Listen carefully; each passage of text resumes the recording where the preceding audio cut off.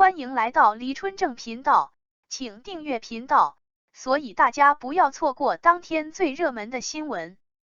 我们今天的时事通讯包括以下内容：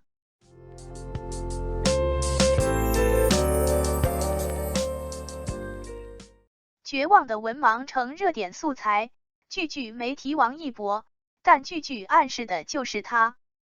绝望的文盲成为娱乐圈里的新兴网络热词，揭示了一些明星艺人肚子里没墨水的尴尬情况，在采访的时候说不出什么有营养价值的话，空有大把的流量人气，引领了不正确的价值观，带坏了一众青少年，认为只要可以大红大紫，有没有文化无所谓。这种思想真的扭曲，是对自己涵养的不负责。自从这个词走红网络，一些艺人频被提及，不火又没文化的艺人逃过一劫，害苦了那些当红艺人，例如易烊千玺、王一博、赵露思等等。这里面被抨击最多的就是王一博，他应该比较无奈。绝望的文盲成高考热门素材，没有指名道姓说王一博，但隐喻的就是他。语文作文是学生高考时大的夺分项目之一，每年专业人士都会预测一波热点素材，说白了就是找过去一整年的社会热点时事。绝望的文盲就是之一，成功入选热点素材。主要原因是该话题贴近学生情况，小年纪就应该多学习，不然就会成为绝望的文盲。这关系到一辈子的事情，谁也不想被贴上文盲的标签。在素材描述中，有这样一段话：绝望的文盲成为热词，起因是某部电影的流量演员，在宣传期间接受观众提问时，连对角色的基本认知都无法清晰表述，甚至以我觉得这种问题没有太大的意义拒绝回答提问，令人大跌眼镜。这段描述明眼人一看就有问题，没有指名道姓说谁，但通过描述明显发现说的就是王一博，可谓是句媒体王一博，但句暗含的就是他。某电影指的就是无名，某流量演员自然就是王一博。记者提问以我觉得这种问题没有太大的意义来回应的还是王一博，一都对上号，不用产生任何的怀疑。身为当红流量，本身那么回答问题就不妥，很容易被抓住小辫子，暴露没文化的本性，再通过网络发酵，被嘲笑、被质疑、被通报也在情理之中。树大招风，人红是非多就是这个道理。王一博这件事不仅被写进高考热点素材，还被人民网等媒体隐约报道过，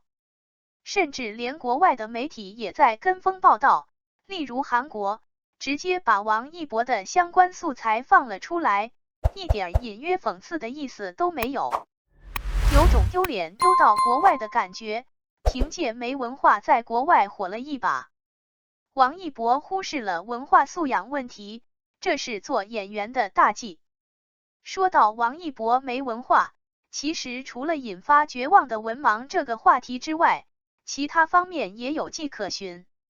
在早年写塞翁失马，焉知非福这句文言名言时，塞字就没写对，把下面的土写成了公，一看就是照葫芦画瓢没写对。写到此一游四个字的时候，游字写的不伦不类，看着确实很像，但仔细看实则不是，后面的部分少了好几笔。可以看出，王一博的文化课确实不过关，这与他早年的经历有关系。小年纪没有正常上学，初中没毕业，放弃学业签约经纪公司后，去韩国当实习生训练唱跳，每天训练安排的满满当当，自然没时间学习文化课，导致王一博唱歌跳舞的业务能力确实数一数二，而文化课出现大面积的空白。这方面的欠缺与练习唱跳一样，不是一朝一夕的事情，短时间无法弥补完全。随着时间的推移，这个弊端逐渐暴露的一览无余。想必王一博也比较的后悔，早知道当初兼顾唱跳与学习，成为两方面平衡的人。文化知识欠缺，对于爱豆身份的王一博影响不大，只要唱跳好就行。可一旦成为演员的身份，没文化真的可怕，是演员的一大禁忌。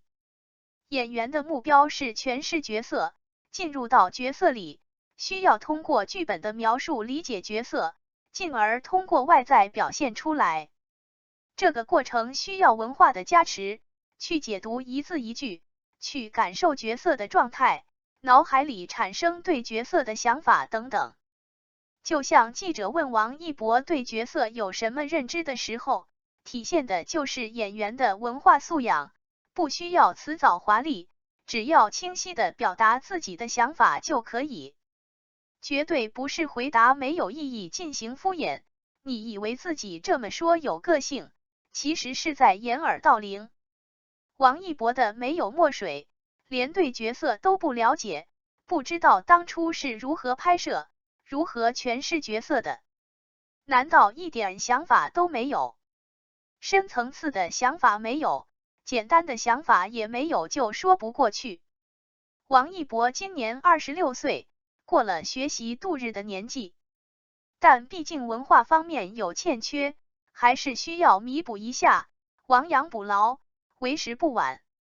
感谢您观看视频。如果您觉得本时事通讯有用，请不要忘记点赞、评论和订阅。